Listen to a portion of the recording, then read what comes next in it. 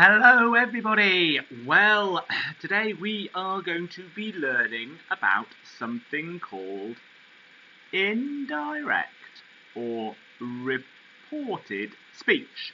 And we're going to be doing some writing, which is based on Esio Trot, our new story. And we're going to be trying to use that indirect or reported speech in my writing. So let's just say, what is indirect or reported speech? Well, imagine that you had a teacher called Mr. Jones. And Mr. Jones said, "Come here, boy." That's not very friendly, is it? But those are the actual words, or the exact words that Mr. Jones said. "Come here, boy." Now, when we're writing it down, we could write it down using his exact words. We could say, "Mr. Jones said, comma, 66, capital letter, come here, boy, exclamation mark, 99. And that's what's called direct speech. But we're learning a different kind of writing skill today, which is indirect or reported speech. So that's when we take what he said, "Come here, boy," and we kind of say it in our own words. So here are some different ways we could write it down.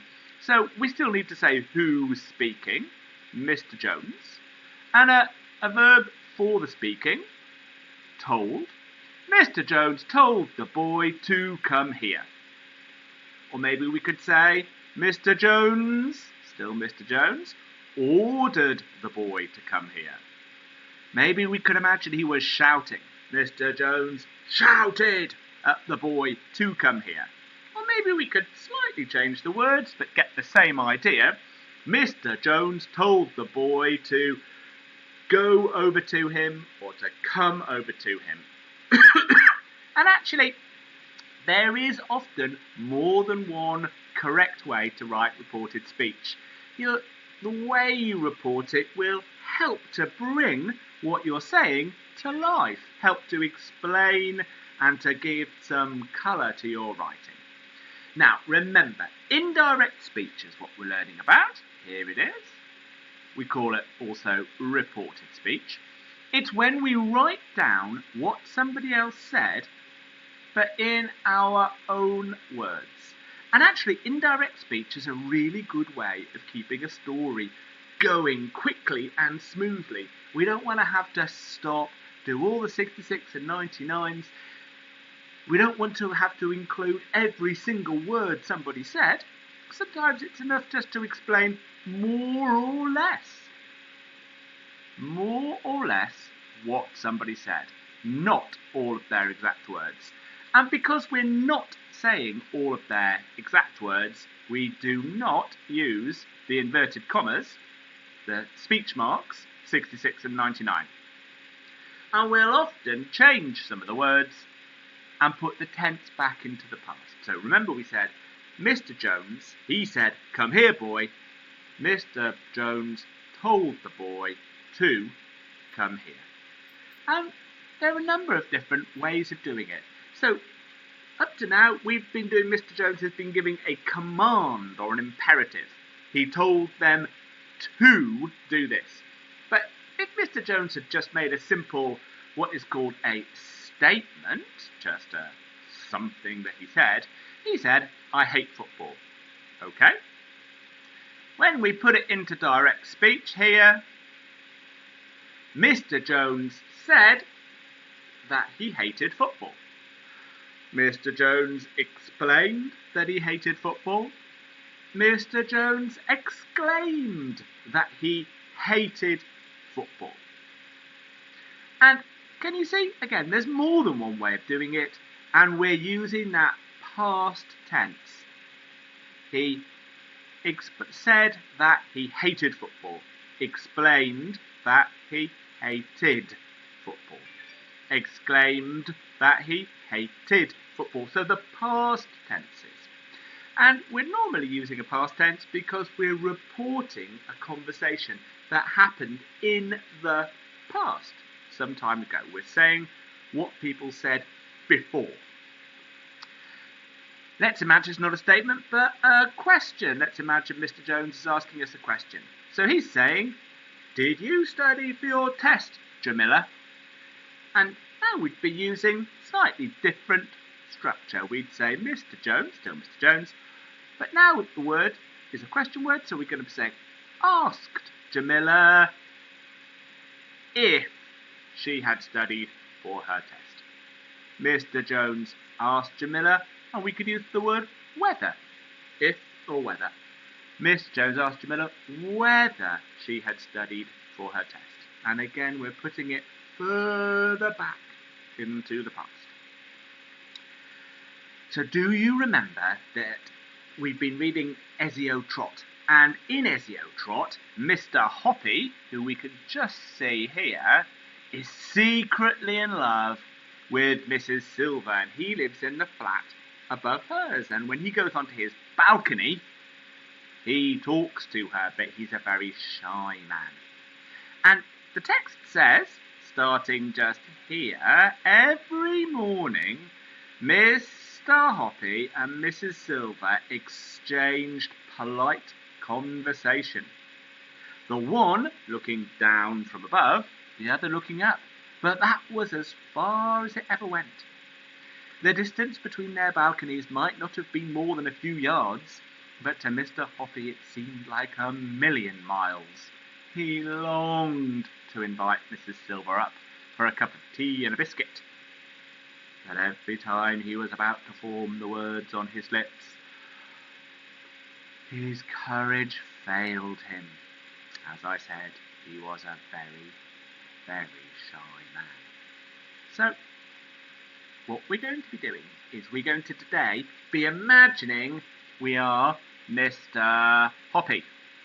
And we're going to be writing the diary, of the day, one of the days that he's been talking to Mrs. Silver, but he doesn't dare tell her that he likes her, or that he wants to have invited to have a cup of tea, or to go out to do something. They're going to do something called exchanging polite conversation. And what does that mean? Well, it means when you bump into someone, perhaps you don't know them very well, and just talk about little things. You might ask someone how they are, you might ask them about the weather, you might have a little, if you see them in the park, you might have a chat about their dog. These are polite little things to talk about, but nothing big or serious. So, just to get us thinking and to give us a hand, I've imagined the kind of things that they might say to each other. So in blue, we've got what Mr. Hoppy says. Hello, Mrs. Silver. How are you today? And now in red, Mrs. Silver says, oh, very well, very well, not Mr. Silver. Very well, Mr. Hoppy. Very well, Mr. Hoppy, very well. It's a nice sunny day, isn't it? Oh, yes, very nice weather, Mr. Hoppy says back. How is Alfie today? Mrs. Silver, Alfie's very well and enjoying his lettuce. How are you, Mr. Hoppy? Your flowers are looking lovely. Oh, thank you, Mrs. Silver, thank you. And maybe that's the bit where he tries to say something to her like, oh, would you like to have a cup of tea one day? But he doesn't. Maybe he just says, well, see you later. And she says, yes, see you later, Mr. Hoppy. So, we're going to imagine today that you are going to imagine you are Mr. Hoppy, writing his diary for the day.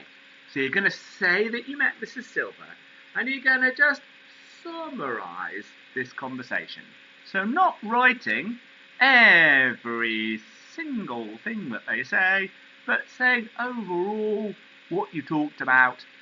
And of course it's a diary, so how you felt and what was going on. So remember, in this piece of writing you're going to be pretending to be Mr. Hoppy. So you'll be writing in the first person. Now first means one, and the letter that is in the shape of one is that capital I. So you're going to be writing I spoke to Mrs. Silver this morning. She told me. Yeah, so it's you're being Mr. Hoppy. You're going to explain what you talked about and said, and you can use your imagination for this polite conversation. But we're not going to write down every single thing they said. So no 66 and 99. No inverted speech marks. No inverted commas. And it's a diary. So you're also going to say how you feel. My heart started to pound when I saw that wonderful woman. I went back inside feeling so frustrated. I long to ask Mrs. Silver out, or just to have a cup of tea with me, but I can't manage to do it. I wish I wasn't so shy. So here we have a start. So what have we got? The Diary of Mr. Hoppy. You will need to put your title, The Diary of Mr. Hoppy. Then the date. Now, in the first video I said that this book had been published in 1990, so I've just chosen a date in the spring of 1990 when the flowers would have been looking nice. But you can choose any date. Okay, I'm going to put Dear Diary, comma. We don't need to put Dear Diary, but why not? Dear Diary, what a frustrating day. I was standing on my balcony this morning and just enjoying watering my flowers, which are really stunning today. Now, I've put a paragraph. Can you see? Guys, we're all forgetting our paragraphs in our writing. Suddenly, I saw that wonderful woman, Mrs. Silver, on the balcony below. I've got my feelings in now, and my heart started to race. I'm going to add a bit in. I felt so shy, and I almost went back inside. But I managed to say hello and ask her how she was. So look, this bit, I managed to say hello and ask her how she was. That's the reported speech. Now, what does she say? She says, very well. Oops, change that bit. Mr. Hoppy, very well. It's a nice sunny day, isn't it?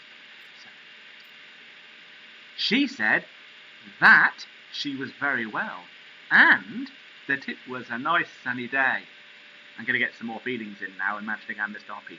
I felt so happy to be talking to her, and I just love that she's always so friendly. I desperately wanted to ask her to have a cup of tea with me, but instead I asked her how Alfie was. I couldn't really care less about that tortoise, but I just wanted to keep talking with Mrs. Silver. Mrs. Silver said that, because it's the indirect speech, Mrs. Silver said that Alfie was very well and enjoying his lettuce. I had a sudden, do you remember that word from yesterday's lesson? I had a sudden absurd feeling of jealousy. But then, Mrs. Silver asked me how I was and said that the flowers on my balcony were looking really lovely. She is so kind and thoughtful. I was just about to ask her if she wanted to go and have a cup of tea when I couldn't get the words out, and I just said, "Thank you, Mrs. Silver, thank you." And I went back started to go back inside, feeling so disappointed with myself. But Mrs. Silver did shout up, "See you later, Mr. Hoppy." She is such a lovely woman.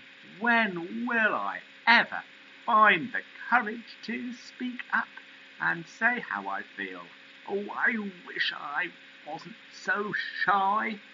So, I hope we all have a go Remember your reported speech? She said that. She asked me if. And we're looking forward to seeing all of your work. See you soon, everyone. Looking forward to seeing your work. Bye.